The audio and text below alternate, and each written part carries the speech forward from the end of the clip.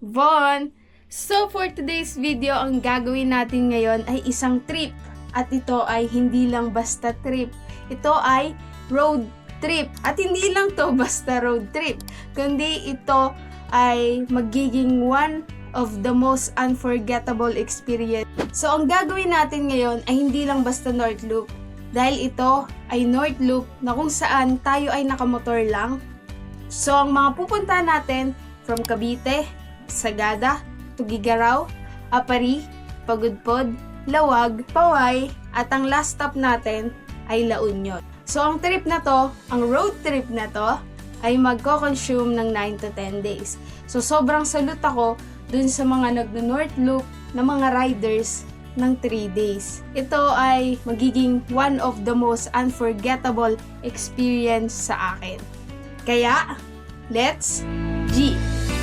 Actually, nakapag-prepare na kami at ang ride out natin ay mamayang 12 a.m. So, according sa Google Maps, magko-consume tayo ng time na 12 hours. Pero since may mga stop-stop tayo and mga unforeseen events, is siguro mga maglaan tayo ng 15 hours. And kasama na din yung mga stopover natin, wee breaks, and lunch. Yan, yung mga ganyan. Kaya tara, let's G! Erasing all the troubled time. You were singing to the radio with no idea where we're gonna go. This is a road trip, a beautiful escape. Living on cheap coffee and a brand new mixtape. Yeah, a road trip, chasing down the sun. Our new life has only just begun. Late accommodation tour. Pagpasok mo, ito yung CR. Yan, yung CR. May hot and cold shower. Table dito, tas dalawang chair. Tas dito may overlooking. Yan. Pinalipat kasi kami ng unit. Yung unang unit na binigay sa amin, sira. Eh, yung tubig parang may yellow. Naaway nag-aayos, kaya pinalipat kami. Dito. Swerte lang namin kasi yung nilipatan namin pang family to. Tapos may overlooking pa. Highway. Ayan. For only 1,200 pag walang breakfast. Tapos kapag may breakfast, add lang ng 150 per person. Good morning guys, so it's our day 2 in Sagada and right now it's January 5. Nag-private tour na lang kami ng Marlboro to Bluesville since weekdays ngayon and mahirap daw yung joiners and wala kami ibang kasabay. Ang oras natin ngayon ay 4:20 and nandiyan na sa baba yung mag-pick up. Naantok pa ako kasi good sa biyahe. Na rin kasi kami nakarating dito. Nag-ano yung labi ko. Nagpuputo yan, sobrang lamig ngayon. So, kasamahan niyo kami yung araw na to. Hintay namin ngayon yung aming ayan. ADB. Yeah. Hello po. Dito na po. Yung sundin namin. Solo. Mahal nga lang. Sabi nga, huwag ka daw manginingala. Kasi experience is the best policy. The value of memories. May ilaw ako dito. Gusto mo? Ha? May ilaw ako dito? Anong ilaw? May ilaw ka ba? Para ikaw na lang mag-ilaw sa ating dalawa.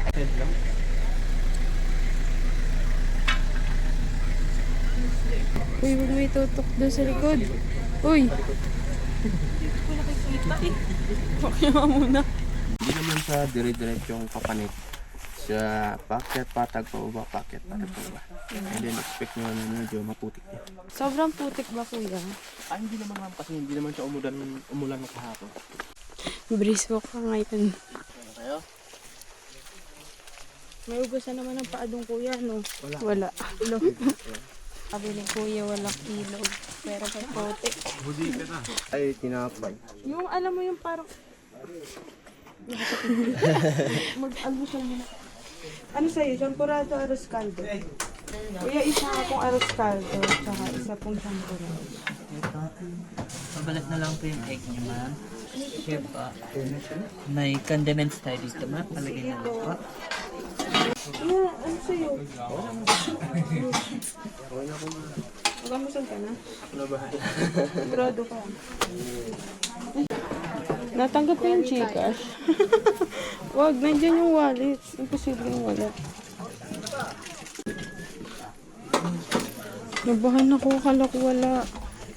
Chili garlic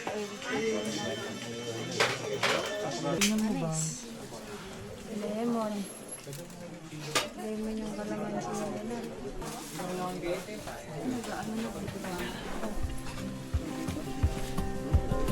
Nice.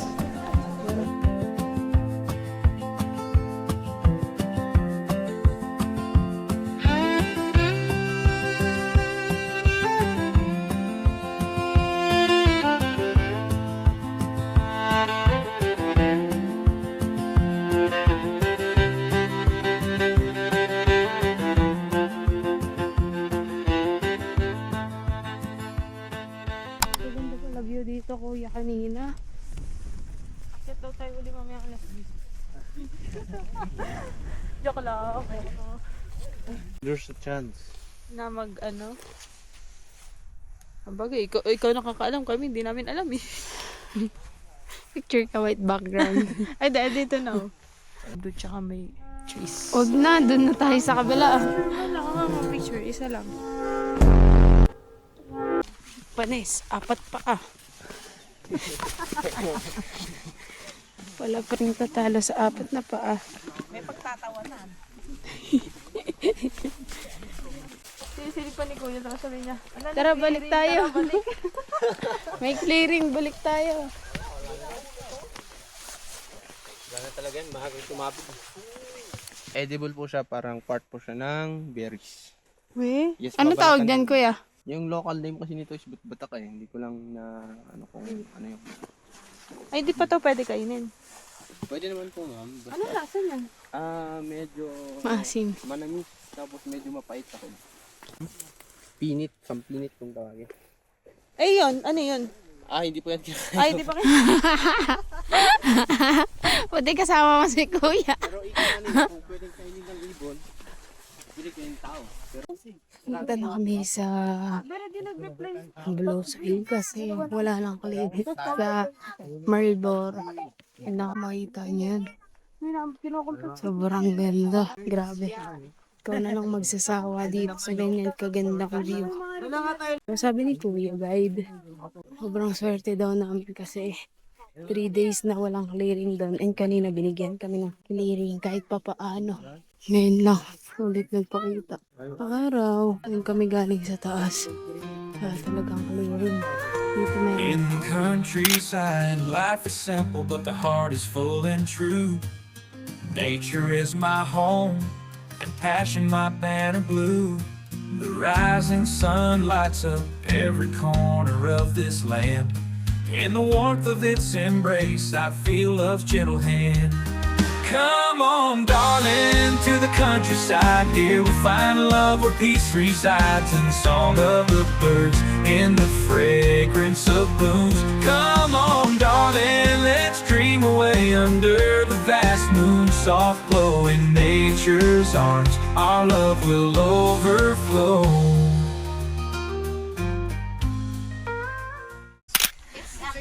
Ano ka ba? Ano to? Mukbang ba to? Doon sa taas. Higit ng stick nila. Ano? Kinuhalot siya. Ginawa sa saig. De joke lang. Very nature. Tapos pansit canton. Kutsara. Pansit canton. Everyday.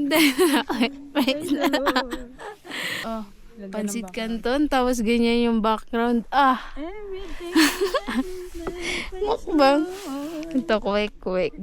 Dear God, thanks po sa food na. So, pababa na kami ngayon dito sa Blue Soil. Tapos na namin yung Marlboro, tapos Blue Soil. Kung magbubook kayo dun sa tourism, pag magbabayad na kayo ng registration dun sa tourism, make sure na dun na lang din kayo pumili ng tour guides nyo sa mga given contact nila. So yun yung mga accredited and legit na organizers and tour guides dito sa Sagada. Kaya tanong mo to? Ano to, slide? Takting daanan to. Hindi po kailangan dito 4x4. Sabi daw, pag pababa ka, Didulas? magpadulas ka na lang. Pasigsag daw, di ba? Pag ganito ka, hindi masakit sa tuhod. Tingnan mo. Ayoko, baka bigla akong Hindi nga. dumire-diretso Hindi eh. nga, promise, hindi masakit sa tuhod. Science nga yan. Huwag ka magtungkod. Ayoko, Huwag ka magtungkod. Hindi nga, ayan nga, hindi masakit sa tuhod, oh. Oh, ano? Nakakatakot lang. Nakakatakot. Pag ganito kasi, ano, sakit sa tuhod. Masakit na kasi yung tuhod ko. Hindi masakit sa Tapos paano tuhod. nila winalis to?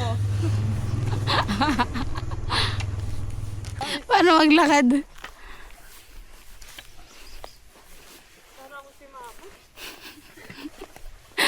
Sumakit ka sa mama mo. Ah. Grabe yung tarik.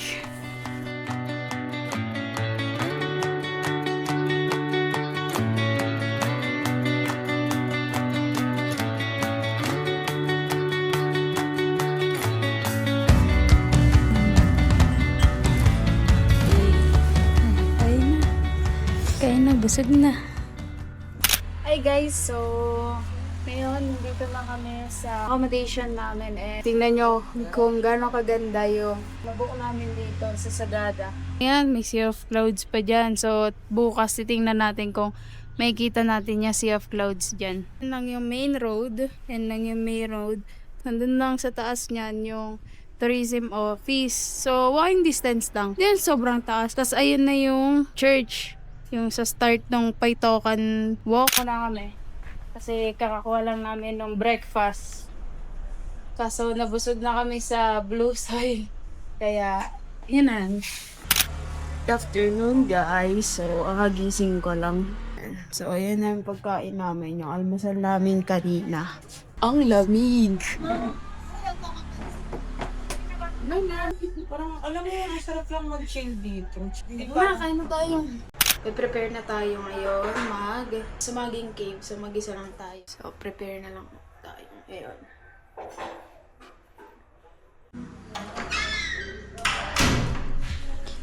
So tayo lang ngayon mag-isa. Papunta na tayo doon.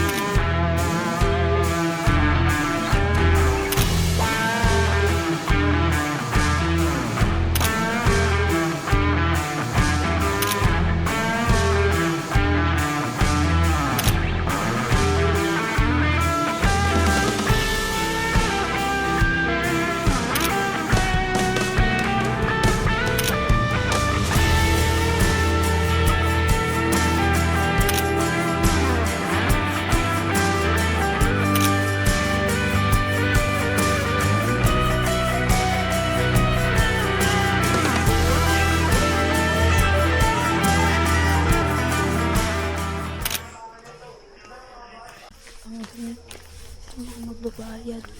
Saan po pwede magbayad ng parking? Diyan na lang po.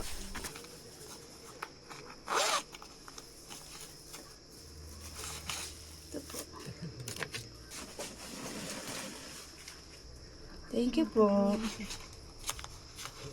Lamig pa. Uwi na ako ngayon and sobrang bait ni Kuya Rex. Oo, kung pupunta tayo dito, kontahin niyo lang siya. Wala kasi akong dalang phone kanina. Tapos siya na yung nag-picture-picture sa akin doon. Kasi nga, nakalimutan ko yung charger ng iPhone. Eh, wala akong pang picture. Siya na yung nag-picture sa akin. So, sisend na lang daw niya sa akin. Thank you po!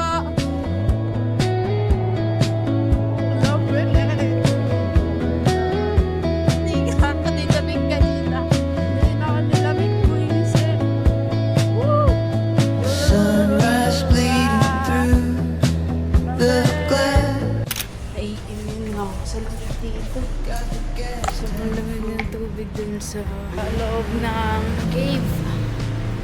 Thank you talaga kay Kuya. Enjoy niya ako. This is a road trip, a beautiful escape. Living on cheap coffee and a brand new mixtape. Yeah, a road trip, chasing down the sun. Our new life has only just begun.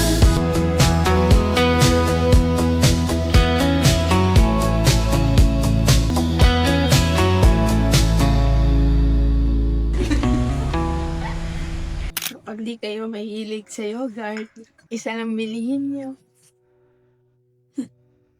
Akala ko ba kasi nagtitipid? Tapos dalawa yung in-order niya. Hindi naman siya mahilig sa yogurt. Bakit ako? Kumakain naman ako ng yogurt. Kasi ang dami kasi ng serving. Taas ba ng calories? Pero masarap naman siya. Masarap naman. Masarap nga, pero hindi nga lang pang sayo kapag di ka mahilig sa yogurt. Hindi ko na alam gagawin ko para masarap matulog kasi nabusog na kami sa yogurt at sa bread. Hindi ko alam kung kakain pa kami o magpapas na lang kami. Ayun lang. So, that's our day 2 in Sagada. Bye.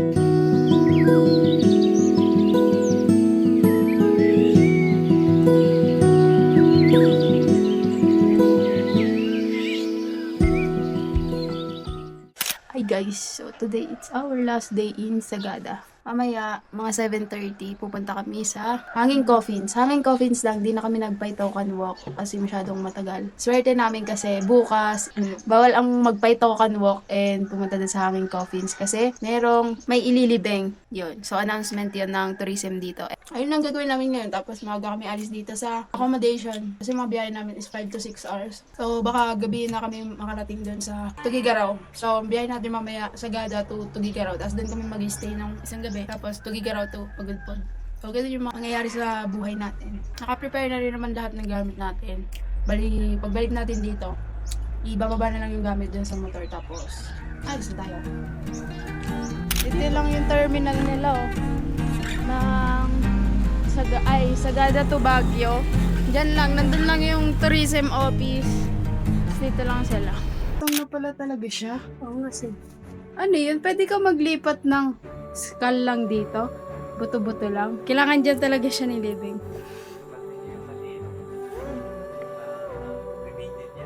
Ah. Oh.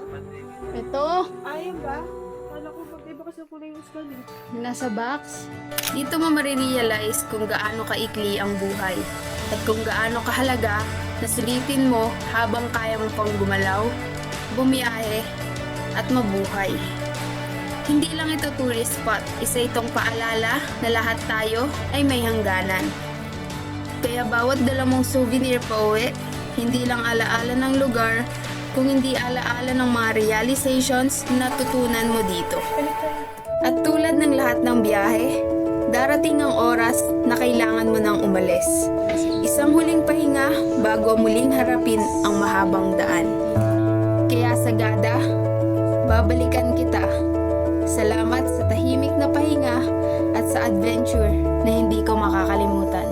Pero hindi pa dito natatapos ang kwento namin. Dahil mula sa malamig na bundok ng Sagada, bababa kami sa init ng Tugigaraw at haharapin ang mahabang kalsada papunta sa pinakadulo ng Luzon, ang Pagudpod, na mas mahaba, mas mainit, at mas mapanghamon. Kaya kung akala mo dito na natatapos ang North Loop, pues, ngayon pa lang tayo nagsisimula.